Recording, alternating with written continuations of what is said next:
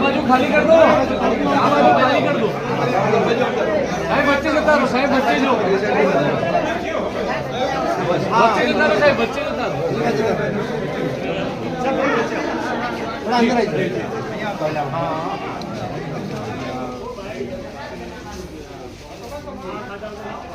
અમારો અવાજ છે કે પ્રજા ફરજ જવા માગતી નથી અને પાલનપુર સાથે રહેવા માગે છે તો સરકાર સાથે અમારો અવાજ પકડજો કે જિલ્લા વિભાજન જોવાનો વધુ નથી પણ દાદરા તાલુકાની પ્રજાની